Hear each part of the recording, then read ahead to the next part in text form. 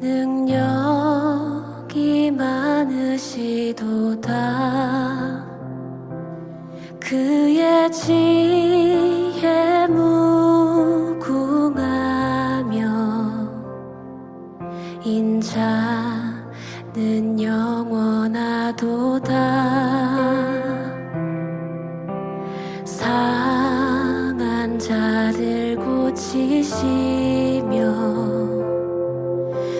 상처를 싸매시도다. 별들의 수를 세시며 이름을 붙이셨도다. 그가 구름으로 하늘을 덮으시며 땅을 위하여 비 준비하시니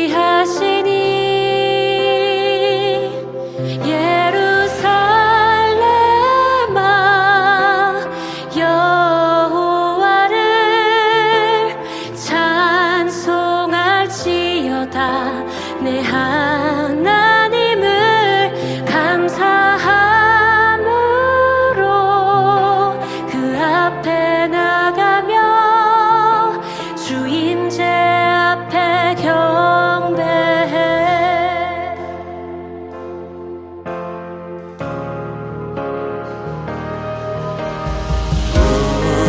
우리 주는 위대하며 능력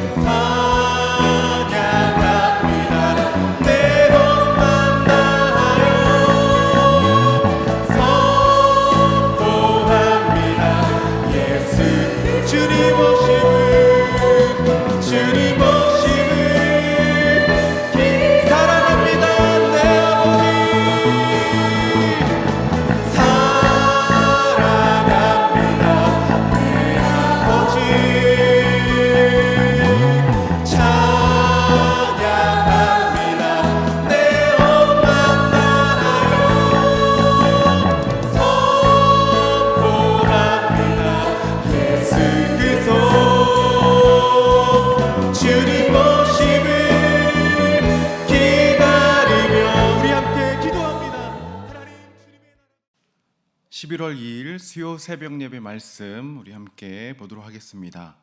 오늘 말씀은 창세기 42장 18절에서 25절까지의 말씀입니다. 창세기 42장 18절에서 25절 제가 읽어드립니다.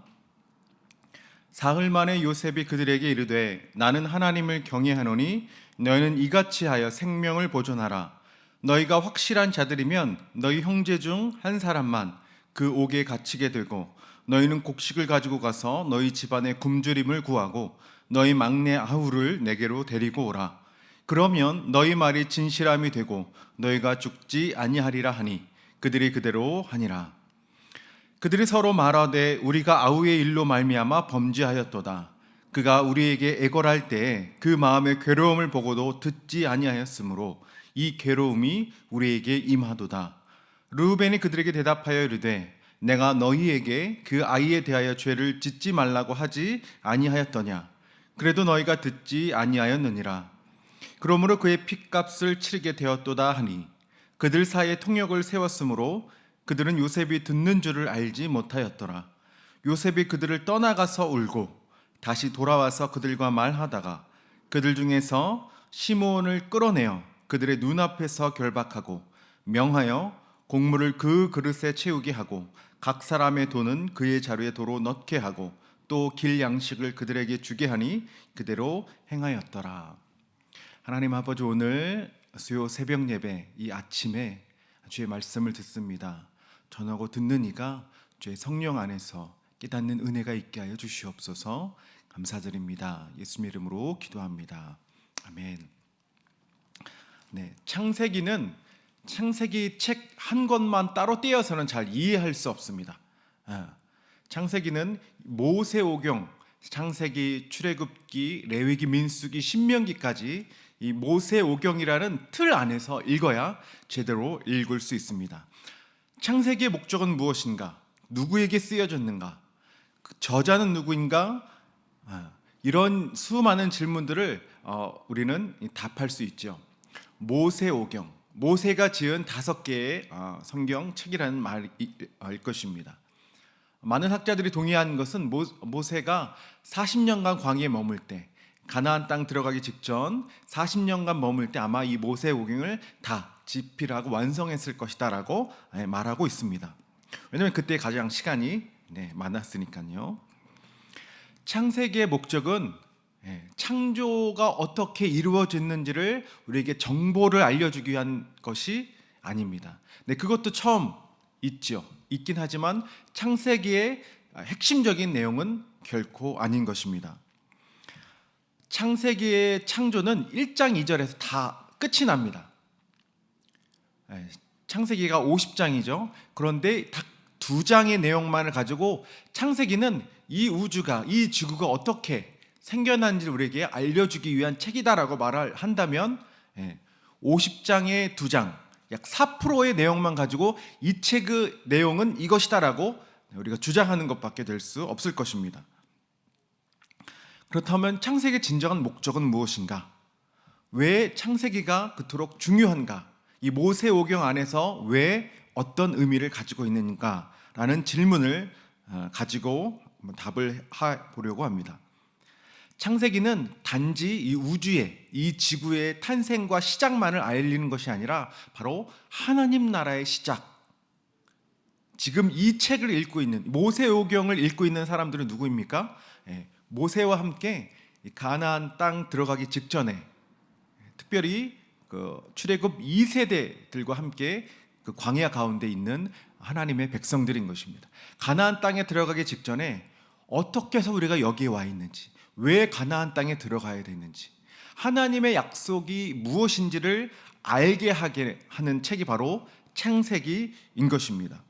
이 하나님 나라를 세우는 출발의 그 이유와 목적을 전하는 책이라고 볼 수 있는 것이죠. 그래서 창세기는 이 모세오경의 서론일 뿐만 아니라 우리에게 주어진 구약과 신약의 아주 서론적인 역할을 합니다. 창세기 1장부터 11장이 온 성경책의 서론의 역할이고요. 창세기 12장부터 요한계시록 19장, 20장까지 예수님이 이 땅에 왜 오셔야 하는지, 왜 인간은 하나님부터 구원을 받아야 하는지에 대한 이유와 목적을 본론적으로 얘기하고 있죠. 그리고 하나님 나라가 최종적으로 완성되어지는 요한계시록에 이르러서 새 하늘, 새 땅, 새 예루살렘, 바로 이 하나님 나라가 궁극적으로 완성되어지는 그 결말에 이르기까지 모든 성경책을 아우르는 서론의 역할이 바로 이 창세기의 역할인 것입니다. 왜 예수님이 오셔야 하는가? 왜 인간은 구원을 받아야 하는가? 왜 하나님 나라가 이 땅에서 어떻게 시작하게 되었는가?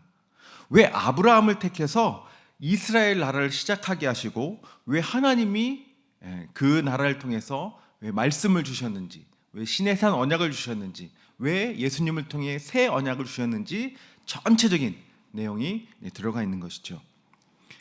그 중에 오늘의 본문 42장은 요셉의 이야기 아주 핵심적인 내용이 들어가 있습니다. 그래서 요셉은 그냥 딱 요셉만, 이 요셉과 형제들이 화해하는 내용만, 인간의 마음이 어떻게 회복되어지는 그것을 말하려고 하는 책이 아닌 것입니다. 왜 그럴까요? 아브라함, 이삭, 야곱으로 이어지는 믿음의 족장의 그 약속의 성취가 바로 요셉의 이야기인 것이죠. 창세기 12장 1절 2절에서 하나님께서 아브라함을 부르시고 너의 고향과 친척과 아버지 집을 떠나서 내가 네게 보여주는 지시할 땅으로 가라라고 말씀하시죠. 언약의 말씀인 것입니다. 그래서 아브라함에게 5번, 이삭에게 2번, 야곱에게 3번 나타나서 동일한 하나님 나라를 세우는 그 언약의 말씀을 해주십니다. 그 약속, 그 언약이 성취되는 첫 번째 성취가 바로 이 요셉의 이야기인 것입니다. 왜냐하면 요셉을 통해서 아브라함에게 약속하셨던 거, 이삭에게 보이셨던 거, 야곱에게 말씀하셨던 너를 통하여 내가 큰 민족을 세울 것이다. 너의 씨앗의 자손이 번성하게 될 것이다. 너를 축복하는 자에게 내가 축복하고 너를 저주하는 자에게 내가 저주할 것이다 라는 그 언약의 말씀이 요셉을 통해서 이루어집니다. 어떻게 해요? 요셉을 애굽의 총리를 세워서 죽을 수밖에 없는 가뭄과 그 흉년이 들어지는 온 세계가 굶어 죽을 수밖에 없는 그 위기의 상황, 고난의 시간에 요셉을 통해서 온 세상이 양식을 얻고 구원을 얻는 그 첫 번째 하나님의 약속이 성취되어지는 내용이기 때문인 것입니다. 재미있는 것은요, 아브라함의 내용이요 12장부터 23장까지 약 11장에 걸쳐서 나옵니다. 그리고 이삭은 24장에서 26장, 약 2장에 걸쳐서 중심적으로 나오고요. 야곱의 이야기는 27장에서 36장, 9장에 걸쳐서 핵심적으로 야곱을 다루고 있습니다. 그럼 요셉의 이야기는 어떻습니까?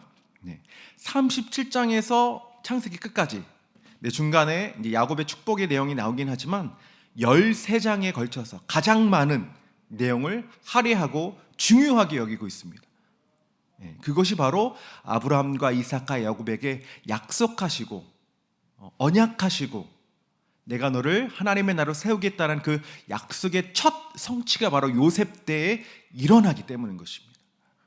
요셉의 이야기는 단순히 요셉의 개인적인 상황이 아니라 하나님 나라의 근간, 기초, 베이스를 이루는 첫 시작이기 때문에 중요한 의미가 있는 것이죠. 그럼 여기서 오늘의 본문 42장부터 요셉이 형들을 만나고 아버지 야곱을 만나는 내용이 42장에서 45장까지 3장에 걸쳐서 계속 일어납니다. 형들을 처음 만나고 요셉이 오래전에 꿈꾸었던 것처럼 성취가 일어나죠. 온 형들이 다 요셉 앞에 엎드려 절합니다. 딱 그때 요셉이 형, 저예요 요셉 하고 딱 멋지게 조금 쿨하게 딱 만나고 자신을 밝히고 신분을 해서 아버지 어디 있습니까? 묻고 빨리 데려오라고 하고 그리고 빨리빨리 할 수 있잖아요. 다 한 절, 2절, 3절의 안에서 다 끝날 수 있습니다. 근데 42장에 형들을 불러다가 너희들 스파이다, 얼토당토않는 누명을 씌우고 감옥에 보내고 너희 중에 한 사람만 남고 데려가서 막내 동생을 꼭 데려와야 된다. 그래야 너희가 무죄한 것을 내가 알겠다라고 얘기하고 왔다 갔다 또 왔다 갔다. 왜 그렇게 질질 끌까요? 무엇이 그 요셉과 형들의 어그러진 이 관계를 회복하는 데 이렇게 많은 성경을 할애해야 할 이유가 있었을까요? 지금 이것은요 요셉의 가정, 야곱의 가정의 하나의 문제가 아니라 어떻다고요? 이스라엘 나라의 기초와 근간을 이루는 중요한 문제이기 때문인 것입니다. 이들은 가나안 땅에 들어가서 하나님이 주신 율법을 따라 믿음으로 살아가야 할 것입니다. 서로 협력하고 신뢰하면서 서로를 위하며 살아야 하는 지파들의 연합체인 것입니다. 그런데 이 요셉과 형들과 같이 서로 반목하고 시기하고 질투하고 팔아넘기고 폭력으로 자신의 이익을 취하는 일들이 일어나면 어떻게 되겠습니까?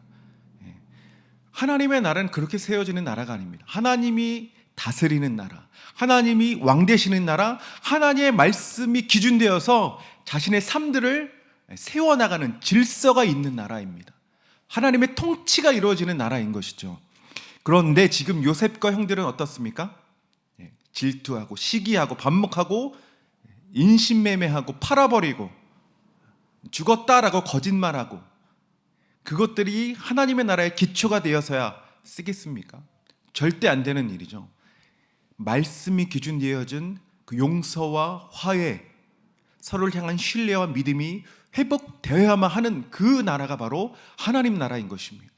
저와 여러분이 지금 이 땅에서, 교회 안에서, 우리의 가정 안에서 세워야 할 이유, 그 아픈 마음, 쓰린 감정들, 그 모든 것들이 남아 있음으로 해서 하나님의 나라가 결코 세워질 수 없습니다. 그것들을 깨끗하게 해결하고 치유하고 용서하고 서로 화합하고 연합하면서 함께 성장해 가는 나라가 바로 하나님 나라이기 때문인 것입니다. 근데 왜 이렇게 기냔 말이에요. 왜 이렇게 똑같은, 왜 형들을 감옥에 가두고 풀려났다가 또 동생을 데려오라고 왜 이렇게 길까요? 한 사람의 상처도 회복하고 치유하는데 정말 오랜 시간이 걸립니다. 짧게 해결될 문제가 아닌 것이죠. 그렇다면 이 12지파 또 하나님의 나라를 이루는 많은 수많은 백성들 사이에 있는 그 아픔, 그 관계의 여러 가지 상처들 어떻습니까? 길게 가져갈 수밖에 없겠죠. 그리고 회복하는 과정이 결코 짧지 않다. 길게 갈 것이다. 그것을 우리는 알 수 있는 것입니다. 시간이 걸리는 것이에요.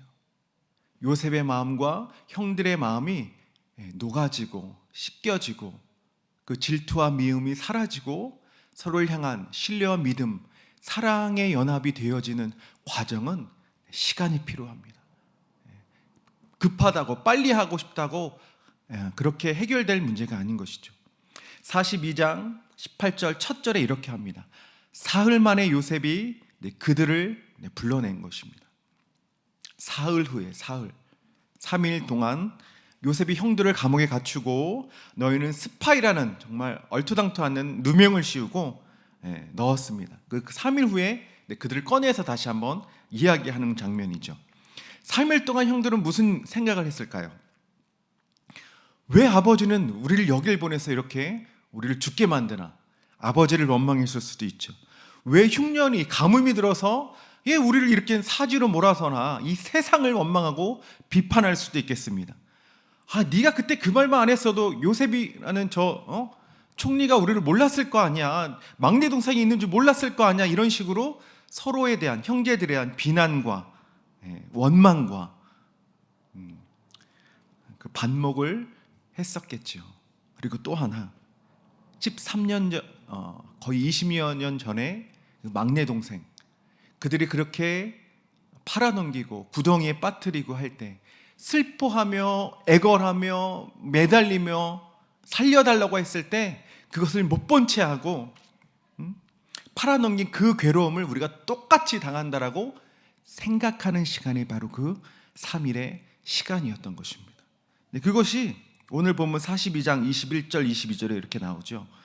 그들이 서로 말하되 우리가 아우의 일로 말미암아 범죄하였도다. 그가 우리에게 애결할 때 그 마음의 괴로움을 보고도 듣지 아니하였으므로 이 괴로움이 우리에게 임하도다. 22절엔 르우벤이 이렇게 말합니다. 맨 마지막 쪽에 그러므로 그의 핏값을 우리가 지금 치른다. 그것은 우리의 죄다. 그 죄의 값을 우리가 겪고 있는 것이다 라고 자신을 돌아보게 되는 시간, 3일의 시간인 것입니다. 억울하게 갇혔죠. 갑갑하게 갇혔죠. 자유를 잃어버렸죠. 하지만 그들이 그 20여 년 전에 요셉에게 그렇게 벌써 행했다는 거죠. 요셉이 당했던 그 아픔, 억울함, 그 정말 공포스러움을 이제 그들이 느끼는 것이죠. 아, 요셉이 이렇게 느꼈겠구나. 자신의 민낯을 바라보게 되어지는 3일의 시간이었던 것입니다. 용서와 화해는 자신의 가장 낮은 민낯을 바로 직시하는 시간이 필요한 것이죠. 그것이 바로 용서와 화해의 첫걸음인 것입니다.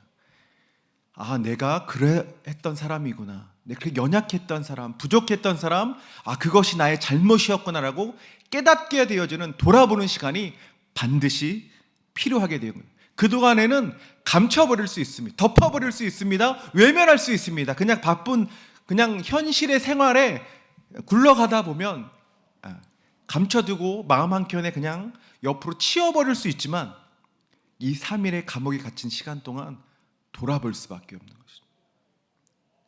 우리에게 반드시 필요한 시간인 것입니다. 누구에게는 3일이 될 수도 있고 30일이 될 수도 있고 3년이 될 수도 있고 30년이 될 수도 있지만 누구에게나 자신을 똑바로 온전히 바라볼 수 있는 현실에 대한 자신의 민낯을 바라보는 직시하는 시간이 우리에겐 꼭 필요한 것입니다. 그때서야 용서와 화해의 첫걸음을 내딛게 되는 거기 때문이 그렇죠. 나의 연약함, 나의 잘못을 인정할 때 바로 온전한 죄의 고백이 일어나는 것입니다. 죄의 고백이 일어날 그 후에 용서가 행해질 수 있는 것입니다. 그리고 용서 후에 화해와 신뢰가 회복되어지는 연합의 상태로 나아갈 수 있는 것이죠. 요셉도 이 3일의 시간 동안 자신을 추려보고 돌아보고 했었을 것 같습니다. 아니죠. 요셉은 20여 년 동안 이 시간을 가졌던 거예요. 처음 형들에게 의해서 구덩이에 빠지고 애굽에 팔려가고 보디발의 집에서 그 억울한 우명 때문에 감옥에 가고 또한 자신을 신뢰하면서 은혜를 베풀었던 사람에게 잊혀진 바 되고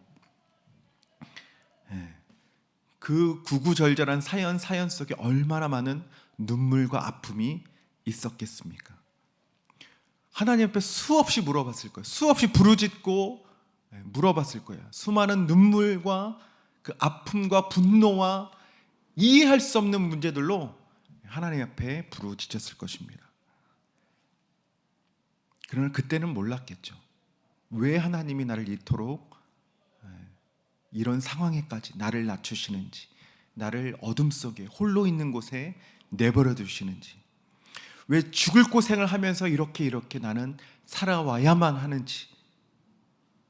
근데 결국에는 45장 5절에서 8절에는 요셉이 깨닫게 됩니다. 당신들이 나를 이곳에 팔았다고 해서 근심하지 마소서, 한탄하지 마소서. 하나님이 생명을 구원하시려고 나를 당신보다 먼저 보내셨나이다. 7절, 하나님이 큰 구원으로 당신들의 생명을 보존하고 당신들의 후손을 세상에 두시려고 나를 당신들보다 먼저 보내셨습니다라고 그때서야 깨닫게 되었습니다. 아, 하나님의 계획이었구나. 나를 그 죽음의 위기와 고난과 억울한 그 아픔의 상황 가운데 하나님이 나를 내버려 두셨던 이유가, 아, 나를 먼저 이 땅에 보내고 온 세상, 형들뿐 아니라 온 세상의 구원자로서의 역할을 감당하기 위해서 나를 사용하셨구나. 내가 저주받은 인생이 아니구나. 내가 가족에게 버림받은 인생이 아니고요. 하나님이 나를 돌보셨고 함께 하셨고 형통케 하셨으며 온 세계의 아픔과 이 죽음의 그늘 아래 있는 그들을 살아나기 위해, 구원하기 위해 나를 먼저 보내셨구나라는 하나님의 계획을 깨닫게 되는 시기가 바로 형들과 만나는 이 시기까지 시간이 걸렸다는 것입니다. 우리에게는 다 이해할 수 없고 다 알 수 없는 일들이 너무나 많죠. 하나님께 그토록 질문하고 물어보지만 내가 당한 억울한 마음과 감정과 이 상황들은 어떻게 해결할 방법이 없는 경우가 너무나 많은 것 같습니다. 하나님의 답을 얻지 못한 분들이 혹시 계십니까? 저 역시 그러한 아픔을 가지고 있는데, 저도 몇 번 설명했던 것처럼, 말씀드렸던 것처럼 어머니와 아버지에 대한 한 번도 제대로 된 이별을 하지 못한 것이 마음에 한으로 남아 있습니다. 이유에 대해서는 아직도 모르겠어요. 청년 때 11월에 갑자기 어머니가 집을 나가시고, 그리고 인사를 하지 못했어요. 마지막 인사를. 아버지도 몇 년 전에 심정지로 한국에서 돌아가실 때 마지막에 대한 어떠한 것도 저는 하지 못했습니다. 내게 남은 슬픔, 연민, 이제는 그만 털어버리고 내려놓고 싶은데, 마지막 인사를 하지 못해서인지 몰라도 끝이 없어요. 그냥 허무하고 공허하고 이 아픔의, 슬픔의 내용, 이 감정만이 때때로 남아 있어서 나를 괴롭게 합니다. 다만 한 가지 알 수 있는 것은, 이 어머니의 그 고난과 아픔의 시간, 정답은 없어요. 해결책은 없어요. 해답은 없어요. 그런데 한 가지 분명한 사실이 있어요. 그 어머니의 그 헤어지는 그 이별의 아픔 때문에 내가 지금 이 자리에서 말씀을 전하고 있는 이유가 된다는 것입니다. 그 고난, 아픔의 시간 가운데 그 어머니를 위해서, 이 상한 마음을 달래기 위해서 하나님께 나아가고 그 십자가를 붙들고 기도했을 때, 살아계신 하나님, 온 세상을 구원하기 위해서 그 십자가에 죽으셔야만 했던 그 예수님의 십자가 사랑을 그때 경험했거든요. 지금까지 왜 그래야만 했는지 결론은 나지 않습니다. 해답은 없어요. 정답은 없어요. 근데 한 가지 분명한 사실, 하나님이 나와 함께 하셨다. 그 사실만은 너무나 분명하고 너무나 확실하고, 이 시간에도 살아계신 하나님이시며 온 세상을 구원하기 위해서 그 십자가의 그 사랑, 예수 그리스도의 구원하심을 나를 통해서 전달하고 전파하도록 하나님이 계획하셨다라는 것만은 너무나 분명한 사실입니다. 요셉처럼 당시에는 알지 못했을지라도 하나님의 나를 통해서 온 세상을 구원하신 하나님의 구원의 계획, 하나님의 섭리가 이루어지고 깨닫게 되어지는 시간이 반드시 우리에게 있다는 것입니다. 너무나 오랜 시간이 걸렸겠죠. 요셉에겐 20년이라는 시간이 걸렸습니다. 저와 여러분에게 훨씬 더 많은 시간이 필요할지도 모르겠습니다. 그러나 분명히 우리에게 남겨진 상처와 상실의 아픔들, 그 허무하고 그 공허한 마음들, 아직 해결되어지지 않은 수많은 질문에 대한 그 해답들, 단시간에 이루어질 수는 없습니다. 그러나 반드시 하나님께서 하나님의 구원을 보여주실 것입니다. 우리는 선택할 수 있어요. 요셉처럼 믿음으로 반응할 수 있어요. 많이 울을 수밖에 없는 상황이 있겠죠. 억울하고 답답하고 왜 나만 그래야 되는지, 그 아픔과 상한 마음을 가지고 하나님 앞에 나아가 울 때가 너무너무 많겠죠. 그러나 분명히 하나님의 때가 되면, 하나님의 그 시간이 되면 우리는 너무 분명하게 알 수 있습니다. 하나님, 그 때문에 나를 이 자리까지 오게 하셨군요. 그때 당한 아픔과 상처와 고난의 시간이 나를 이렇게 연단시키셨군요. 나를 하나님의 계획 가운데 두셨군요. 나는 결코 저주받거나 버려지거나 홀로 있던 존재가 아니라 하나님의 큰 구원의 계획 가운데 나를 사용하시려 나를 여기까지 인도하신 하나님이시군요 라는 그 고백, 그 사실, 그 감격, 처음에 너무 억울하고 고통과 슬픔과 있던 그 눈물이 이제는 하나님의 구원의 손길을 경험함으로 회복되어지는 하나님의 더 큰 하나님의 사랑을 경험케 되어줌으로 씻겨져 나가는, 모든 아픔과 슬픔이 씻겨져 나가는 눈물로 변하게 될 것입니다. 요셉이 그러했던 것처럼요. 시편 126편 6절입니다. 울며 씨를 뿌리러 나가는 자는 반드시 기쁨으로 그 곡식단을 가지고 돌아올 것이다. 울며 씨를 뿌려야 되는 줄로 믿습니다. 울더라도 오늘 믿음의 씨앗을 뿌려야 될 줄로 믿습니다. 하나님의 말씀을 부여잡고 오늘도 우리 인생의 기준을 주의 말씀 삼아서 예수님과 동행하는 발걸음이 되어야 될 줄로 믿습니다. 머리는, 마음은 다 알 수 없고 이해될 수 없는 상황일지라도 결코 믿음의 선택을 포기해서는 안 될 것입니다. 하나님을 경외하는 그 믿음의 선택을 행하며 예수님과 오늘 하루, 지금부터 계속해서 동행해야 될 줄로 믿습니다. 상황은 변하지 않을 것입니다. 사람은 변하지 않을 것입니다. 그러나 내 안에 하나님을 향한 그 믿음은 결코 녹아지거나 사라지거나 누구도 빼앗을 수 없을 것입니다. 이해되지 않더라도 오늘 믿음의 반응은 할 수 있어요. 믿음의 선택은 할 수 있어요. 그러면 때가 되면 하나님께서 알게 하시고 깨닫게 하시고 더 큰 하나님의 구원의 계획, 하나님의 섭리가 바로 내 안에 있었음을 알게 되어진 날이 올 것입니다. 요셉이 오래전에 꾸었던 꿈, 그것이 무엇을 의미하는지 알 수 없었죠. 그러나 이제는 알 수 있어요. 나를 온 세상의 구원자로 세우기 위해서 하나님이 일하신 것이구나. 나에게 보여준 것이구나. 저와 여러분, 믿음으로 예수 그리스도와 동행하시는 믿음의 발걸음이 되시기를 축복합니다. 당장은 다 이해할 수 없어도, 머리로는 다 할 수 없어도, 마음으로는 여전히 이 쓴뿌리와 아픔이 남아있을지라도 믿음의 걸음을 걷기 시작하십시오. 하나님의 구원 계획에 동참하십시오. 예수 그리스도를 믿음으로 쫓는 그 길 가운데 결코 포기하지 마십시오.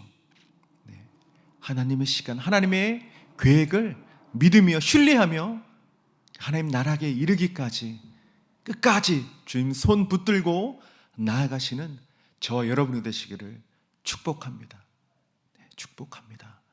하나님께서 다 알 수 없고 이해될 수 없는 상황 가운데 더 큰 하나님의 계획하심과 더 큰 하나님의 위로와 더 큰 하나님의 함께 하심을 경험케 하심으로 슬픔과 아픔과 상실의 눈물에서 이제는 하나님과 동행되어지는 너무나 놀라운 환희와 기쁨과 감격의 눈물로 변하게 될 줄로 믿습니다. 아멘. 하나님 아버지 감사합니다. 오늘 지금 다 이해될 수 없는 수많은 상황과 아픔 가운데 여전히 마음이 쓰리고 아프고 하나님이 해결되어 줄 수 없는, 해답이 없는 이 상황 가운데 놓여져 있습니다.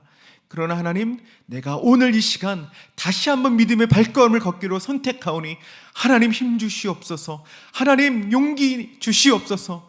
주의 말씀을 다시 한번 언약의 말씀으로 부여잡고 나아가오니 요셉이 행하였던 것처럼 그 믿음의 발걸음을 가지고 주의 말씀의 기준대로 살아가는 이 오늘이 되게 하여 주옵소서. 믿음의 반응, 믿음의 결단을 행하게 하시고 그 결단 위에 하나님 일하여 주시고 하나님이 구원의 날까지 우리를 인도하여 주시옵소서. 그 날이 될 때 오랜 시간이 걸리더라도 반드시 하나님의 때와 시간 가운데 하나님이 나를 구원의 계획 가운데 동참시키기 위해서 나를 그렇게 인도하셨구나라고 고백하며 하나님 감격하며 나아가는 저와 모든 성도님이 되어줄 수 있도록 아버지 축복하여 주시옵소서. 하나님 보여주옵소서. 하나님 말씀하여 주옵소서. 하나님 이 시간 가운데 그 성도님들 한 사람 한 사람을 찾아가 주시고 위로하여 주시고 함께하여 주시옵소서. 그 주님이 아니시고는 예수 그리스도께서 나사로를 바라보며 그 무덤을 바라보며 눈물 흘리셨던 그 아픔과 우리의 모든 슬픔을 이해하시는 그 눈물로 우리를 이해하여 주시옵소서. 하나님, 그때 그 십자가의 사랑으로 말미암아 다시 우리를 주의 백성 삼으시는 놀라운 하나님의 권능의 역사가 우리의 삶 속에 새롭게, 이 아침에 새롭게 일어날 수 있도록 아버지 축복하시고 함께하여 주시옵소서. 하나님 감사합니다. 우리의 아픔과 우리의 그 쓰린 마음과 하나님이 타결되어 줄 수 없는 그 상황을 주님 아신다라고 말씀하여 주셔서 감사합니다. 그러나 다 이해할 수 없을 때라도, 다 그 결론과 이유를 알 수 없을 때라도 오늘 믿음으로 걷기를 선택하는 너의 삶 속에 내가 함께하겠다라고 주님 말씀하셔서 감사합니다. 아버지, 주의 얼굴 보게 하여 주옵소서. 주의 영광을 보게 하여 주시옵소서. 주님의 손을 붙들고 하나님 떼어지지 않는 이 발걸음을 떼게 하여 주시옵소서. 우리는 연약하오니, 우리는 힘이 없사오니, 우리는 지혜가 없사오니 하나님 함께하여 주셔서 어디로 향해야 되는지 하나님의 손길을 우리 가운데 직접 말씀하여 주시고 인도하여 주셔서 오늘도 주 예수 그리스도 사모하는 그 주님과 함께 동행하여 주는 놀라운 축복의 시간, 놀라운 축복의 하루가 되어줄 수 있도록 아버지 함께하여 주시옵소서. 구원의 날에 이르기까지 우리를 결코 놓지 아니하시고 포기하지 아니하시고 함께하시는 하나님을 경험할 수 있도록 아버지 도와주시옵소서. 주님 감사합니다. 주님 행하여 주옵소서. 일하여 주시옵소서. 감사드리고 예수님의 이름으로 기도합니다. 아멘.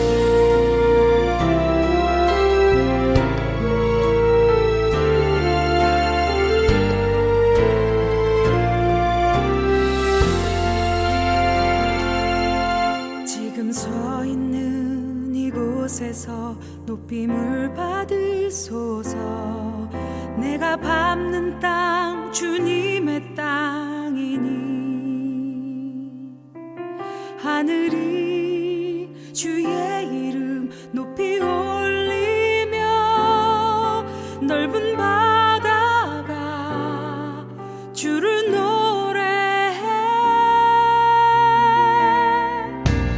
모든 만물 주를 경배해 모든 입술 주를 찬양해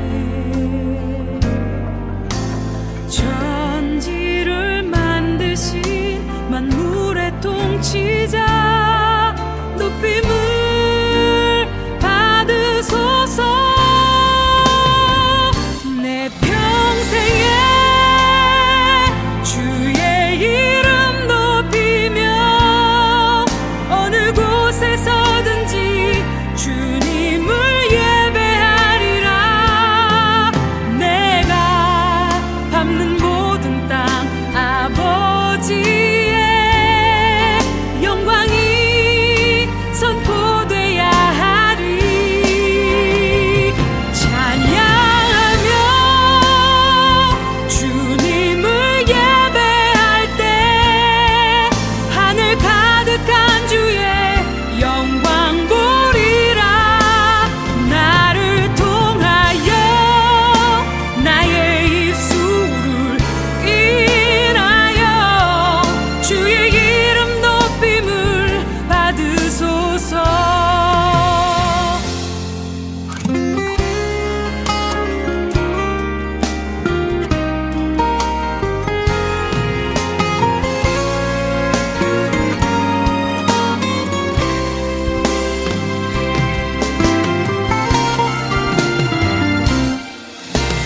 모든 만물 주를 경배해 모든 입술 주를 찬양해 천지를 만드신 만물의 통치자 높임을 받으소서. 내 평생에 주의 이름 높이며 어느 곳에서든지 주님을 예배하리라. 내가 밟는 모든 땅 아버지의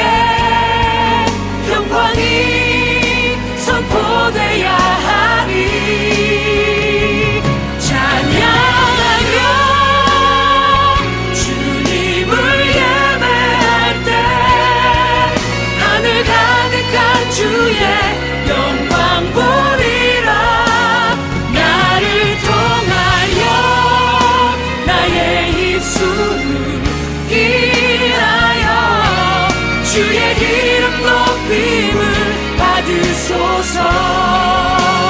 나를 통하여 나의 일수를 인하여 주의 이름 높임을 받으소서.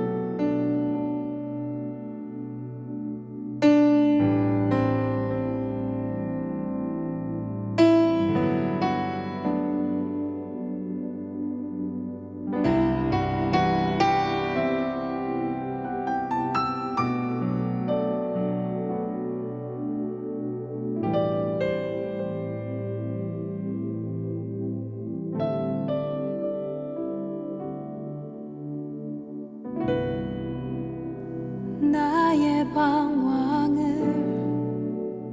주님께서 헤아리시고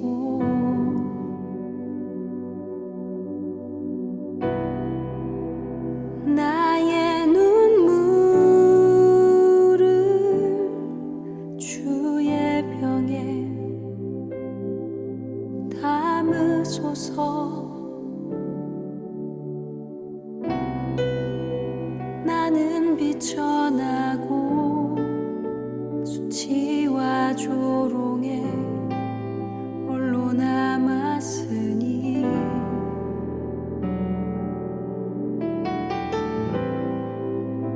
오 나의 하나님 수렁에서 건지소서.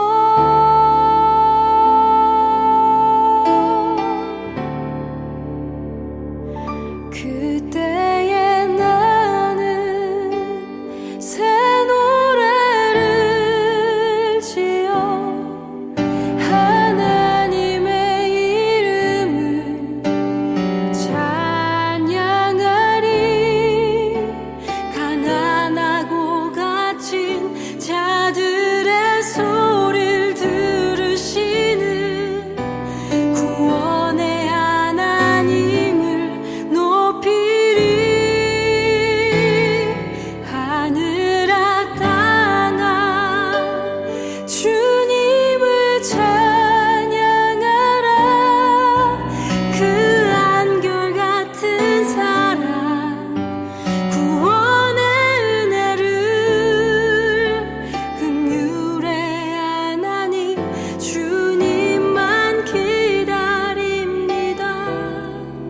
주 얼굴을 보이소서.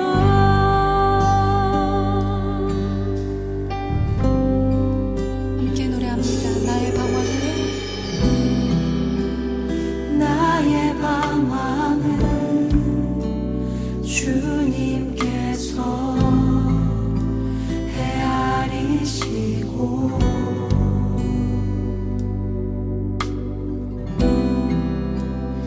나의 눈물을 주의 병에 담으소서. 나는 비천하고 수치와 조롱에 홀로 남았으니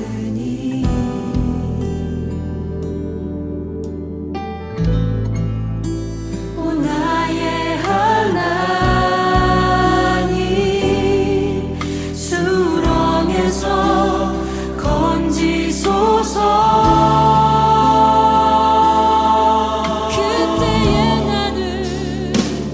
그때에 나는 새 노래를 지어 하나님의 이름을 찬양하리. 가난하고 갇힌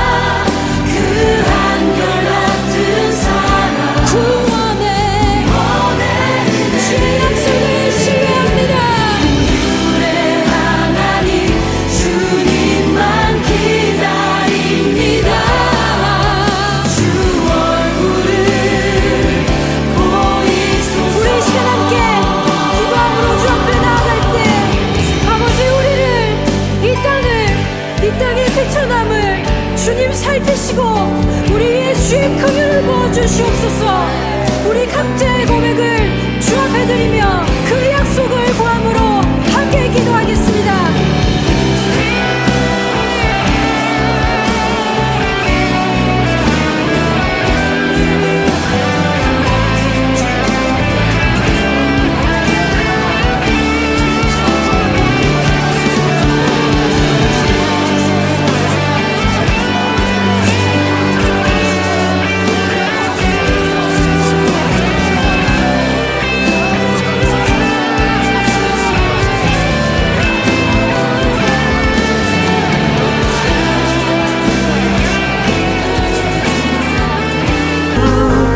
예수 예수 주님을 사랑합니다. 오직 예수 이름에 능력이 있네. 예수 이름에 치유 있네.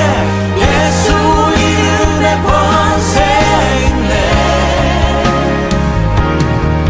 오직 예수 이름에 회복이 있네. 예수 이름에 자유 있네. 예수 이름에 구원 있네. 오직 예수 이름에 능력이 있네. 예수 이름에 치유 있네. 예수 이름에 권세 있네. 오직 예수 이름에 회복이 있네. 예수 이름에 자유 있네. 예수 이름에 구원 있네.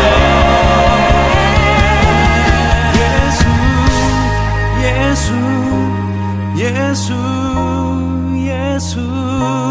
주님을 사랑합니다. 예수